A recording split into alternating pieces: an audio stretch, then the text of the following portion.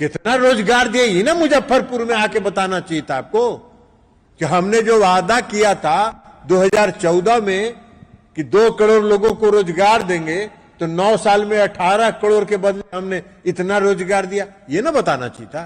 नीतीश कुमार जी ने लाखों को लोगों को सशक्त किया है, अति पिछड़े वर्ग के लोगों को। नीतीश कुमार जी से सीखिए सशक्तिकरण कैसे किया जाता है। ये आप ही का शब्द है। प्रधानमंत्री ने वादा किया और आपने उसको चुनाव के बाद आदरणीय गृह मंत्री जी आपने उसको जुमला घोषित किया। ये आपका चरित्र है। आपको कहां से सशक्तिकरण? आप कह रहे महिला आरक्षण का बिल लाए। अरे कौन सा बिल लाए? 2007 में उन्होंने नगर निकाय में 20% का आरक्षण दिया और उसके कारण आज लाखों की संख्या में अति पिछड़े वर्ग के लोग पंचायती राज व्यवस्था में और नगर निकाय में हैं। आप हिसाब जोड़ा रहे थे आईआईटी का। अरे आईआईटी में 20 लड़का की 18 लड़का का तो सीटवे है, तो अभी 20 को में क्या को रिजर्वेशन दे रहे हैं आप? बड़ा पीठ थपथपा रहे हैं अपना। नीतीश कुमार जी ने लाखों को लोगों को सशक्त किया है, अति पिछड़े वर्ग के लोगों को। नीतीश कुमार जी से सीखिए सशक्तिकरण कैसे किया जाता है। आप बात कर रहे हैं महिला सशक्तिकरण की।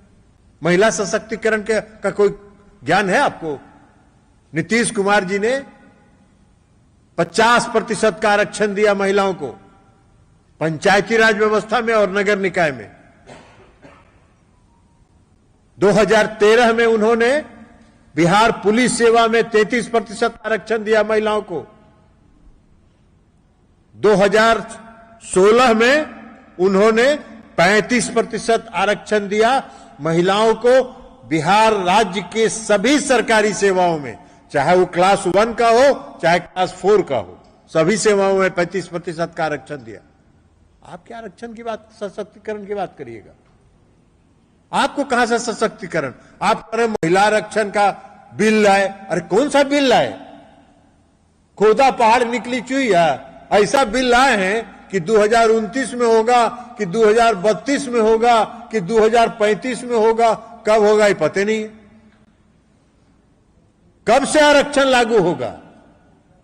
उस बिल में लिखा हुआ है कि पहले जनगणना होगा, जनगणना के बाद परिसीमन आयोग बनेगा और परिसीमन आयोग के निर्णय के बाद इसको लागू करने का निर्णय लिया जाएगा। बाहर है कौन सा बिल लाए? इसके लिए विशेष सत्र, संसद का विशेष सत्र बुला है अपने आप को महिमा मंडित करने के लिए। तो ऐसे ही बिल अगर लाना था तो नवंबर में अभी सेशन होगा ना, दिसंबर में। अभी दिसंबर में सेशन होगा, इसमें ले आते तो उसके लिए विशेष सत्र बुलाने की क्या जरूरत थी? तो फंस गए। सारे लोगों ने समर्थन कर दिया, सब लोगों ने कहा कि खोदा पहाड़ निकली चाहिए। ये विशेष सत्र बुलाना आप कौन सी करना चाहते थे? वो ऐसा चीज जिसको जो अभी मिलना ही नहीं है दिखा रहे हैं ऐसे शब्द बाग। ये शब्द बाग देखो जैसे 2014 में दिखाए थे ना शब्द बाग। बिहार की और देश की जनता को 2014 शब्द बाग ही न दिखाए थे। 2 एको आदमी के खाता में 10 से 15 लाख रुपया नहीं गया। कितना रोजगार दिए, ये ना मुजफ्फरपुर में आके बताना चाहिए था आपको कि हमने जो वादा किया था 2014 में कि 2 करोड़ लोगों को रोजगार देंगे, तो 9 साल में 18 करोड़ के बदले हमने इतना रोजगार दिया। ये ना बताना चाहिए था। आप ही ना हैं माननीय गृह मंत्री जी। 2014 के चुनाव के बाद जब इंटरव्यू किसी चैनल ने आपसे लिया था तो आपने कहा कि इस चुनाव में कहे जाते हैं, या आप बोले थे कि नहीं बोले थे? तो आप मुजफ्फरपुर की सभा में बिहार की जनता को बताते कि भाई हमने जो कहा था कि यह जुमलाबाजी है, उसके लिए हम माफी मांगते हैं। ये भी माफी नहीं मांगे आप। ये आप ही का शब्द है। प्रधानमंत्री ने वादा किया और आपने उसको चुनाव के बाद आदरणीय गृह मंत्री जी आपने उसको जुमला घोषित किया। ये आपका चरित्र है। और बिहार में नीतीश कुमार जी ने गांधी मैदान में कहा कि 20 लाख लोगों को रोजगार देंगे और रोजगार दे रहे हैं। सीख लीजिए ना गृह मंत्री जी, सीख लीजिए।